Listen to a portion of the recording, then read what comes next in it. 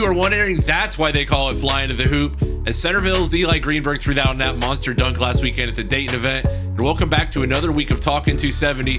This week we've got stories from both inside and outside the Columbus Outer Belt. And if you're here from other platforms like Instagram or TikTok, make sure you drop a like, subscribe to us, let us know in the comments where you're from, what stories you guys are seeing out there. We love to have more of these. We had a ton of Instagram love this week, so we're trying to get some of those featured as well. And Reynoldsburg stayed perfect at flying to the hoop as the undefeated Raiders face one of flying to the hoop's toughest challenges, beating Centerville on a Sunday night at Trent Arena. The Elks have taken down some serious national powers in this time slot in past years, and the star for Centerville this time was Eli Greenberg, who opened this video with that dunk and also dropped 17 points in the game, showcasing why the Lemoyne commit has been such a standout this season for a Centerville team facing the best each night, including games at St. Ignatius and games against St. Edwards, Olentangy Orange, among others.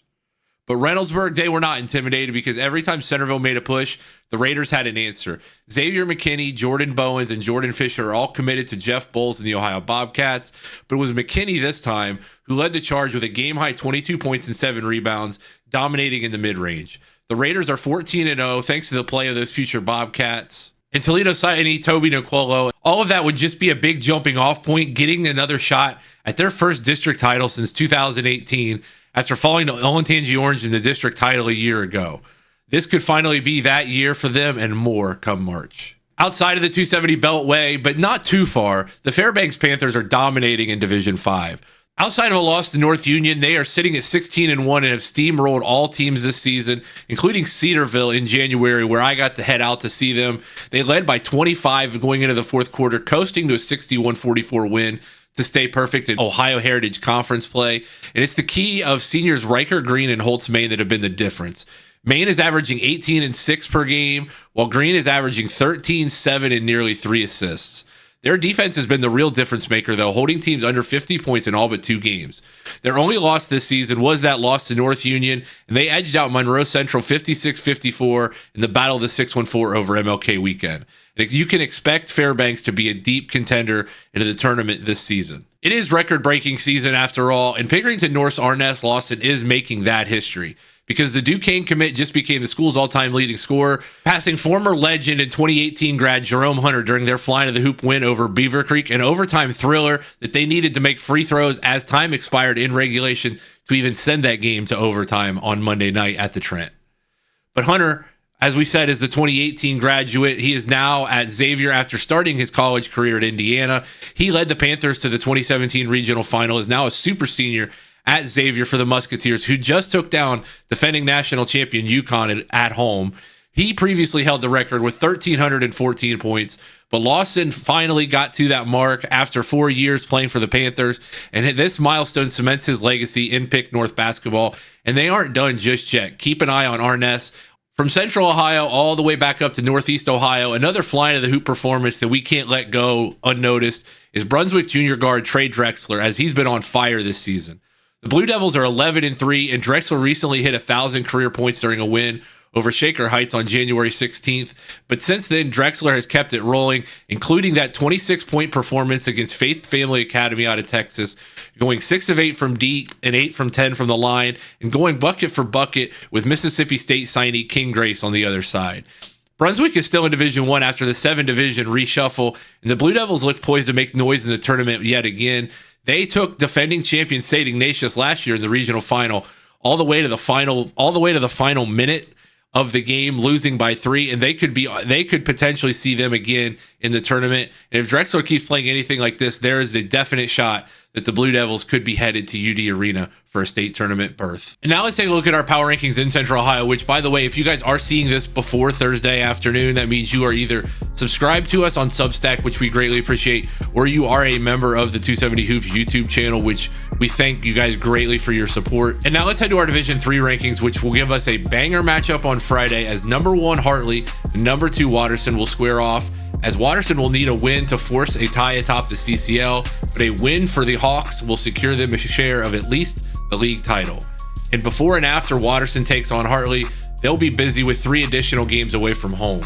Walnut Ridge climbs to number 3 this week. The Scots have a chance to pick up 2 top 3 wins outside of Division 3, heading to number 2 in D4 and D5 Afrocentric on Tuesday, and hosting number 2 Olentangy Orange on Saturday.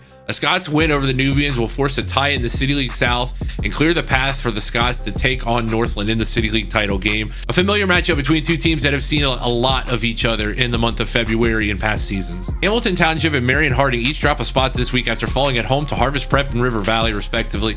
Both teams will have ample opportunity to bounce back this week with favorable matchups. Granville and DeSales will remain where they were last week. The Blue Aces have two ranked matchups in the LCL this week, while DeSales gets as big of any challenge as a team in the state can get, with undefeated Reynoldsburg coming to Carl Road on Tuesday. There will likely be highlights of this game out before this video comes out, unless you are, like I said, a subscriber to the Substack or a member of YouTube. But Reynoldsburg will be going to Carl Road on Tuesday, and Centennial climbs up a spot to number 8. The Stars have a big time opportunity to pick up a signature win over Northland at home on Tuesday, and a win would keep them within striking distance for a City League North Division title, albeit they would need a little bit of help to get to that path. Licking Valley and South will round out the top 10 in Division 3. Both teams have chances to pick up top 10 wins, with Licking Valley hosting number 6 Granville on Friday and South hosting Afrocentric on that same day as well. Now moving over to Division 2, where Westerville North and New Albany retain their top spots as both teams are on 12-game win streaks at number 1 and number 2. Licking Heights is still the darling and rises 3 spots to number 3 after statement wins over Bishop Watterson and Granville. The Hornets have another big game against Johnstown at home on Tuesday, but Northland, they fall down to number 4, and they can wrap up a third straight City League North Division title though on Tuesday at Centennial. The Vikings will be on the road at East on Friday, in what will be their toughest league of league games. And Big Walnut, they fall to number 5 and will have just one matchup this week against Northridge at home on Friday. Franklin Heights continues to rise as well. They will be at number 6 this week. The Falcons could really build some momentum for the tournament if they could go 4-0 in a slate of loaded games. And rounding out the top 10, we have Worthington Kilbourne and Westerville South, who remain in the top 10 after some tough losses last week. Kilbourne has one game this week, but a very tough one, taking on that Delaware Hayes team, while Westerville South is in the same boat, taking on Thomas Worthington on the road Tuesday, and then headed to top-ranked rival Westerville North on Friday. And in our combined D4 and D5 power rankings, Columbus Academy remains undefeated. We'll have a very good chance to improve to 17-0 this week. The Vikings stand a game ahead of Bishop Reedy in the Central Buckeye League. Afrocentric has a very difficult week of games with matchups against the two top challengers in the City League South against Walnut Ridge and South, as mentioned before. A win over Walnut Ridge will give them a 2-game lead in the City League South and wrap up that division title instead of handing over a possible spot to Walnut Ridge. And Bishop Reedy and Fairbanks are both 16-1, as we've mentioned before. They have games that are winnable this week. River Valley picked up that huge win at Marion Harding last week to stand atop the MOAC. The Vikings will have 2 challenging games this week. Jonathan Alder will head to London with a chance to take an outright lead in the Central Buckeye Conference. Zach Fleer and I both will be there. The Pioneers are tied with the Red Raiders and lost their previous matchup against London. Harvest Prep is 10-7 with another loaded set of games this week. They will be away from both of those games, playing at Pickerington Central Tuesday and taking on undefeated Berlin Highland on Saturday. Harvest Prep has played one of the toughest schedules in the state to date. Once again, shows why the Warriors are never afraid to take up a challenge. Fredericktown and Johnstown, some KMAC schools, will round out the top 10 in the same spots they were last week. The Freddies will be on the road for 2 KMAC matchups this week, while the Johnnies will have a chance to pick up a big win at number 3 in Division 2 Licking Heights on Tuesday. And now on to our Division 1 power rankings, where Reynoldsburg is going to hold down the top spot in those rankings, staying perfect through a tough schedule so far. Olentangy Orange comes in at number 2 after knocking off Bishop Hartley, picking up another great win on Saturday at Ohio Dominican. They have 2 top 10 matchups this week, at home versus Kaufman and at number 3 Walnut Ridge on Saturday. Number 3 Olentangy Liberty went 3-0 last week with a close win over rival Olentangy, where it took Tyler Kropp making 2 free throws with no time left to lift the Patriots to that crosstown rivalry win. They'll be on the road at number 9 Upper Arlington on Friday for a big time matchup between Big Ten commits and Tyler Kropp, obviously headed to Northwestern, and Alex Smith, who is committed to Ohio State. Number 4 Delaware Hayes fell in a close game at Westerville North on Friday. Will look to pick up 2 wins this weekend, while number 5 Hilliard Darby has improved to 12-1 and has a big week ahead. They'll be greatly tested on Monday versus number 2 in Division 3 Bishop Watterson, and Saturday against number 9 Upper Arlington. And Pickerington North, as we mentioned above, went 4-0 last week and has just 1 game this week at Central Crossing on Friday, while Groveport Madison is up to number 7 in the rankings, their highest ranking in our power rankings in several years, after winning on the road at Newark and taking down Lancaster at home last week. Newark drops 3 spots to number 8. The Wildcats will be home versus Canal Winchester on Friday.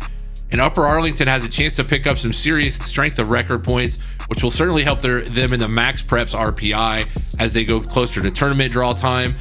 The Golden Bears will get 2 top 5 teams at home, and a 2-0 week against those teams would do wonders for their seed. And Dublin Kaufman falls a spot, but they remain in the top 10. They don't have any bad losses, but have not been able to take down any of the top teams.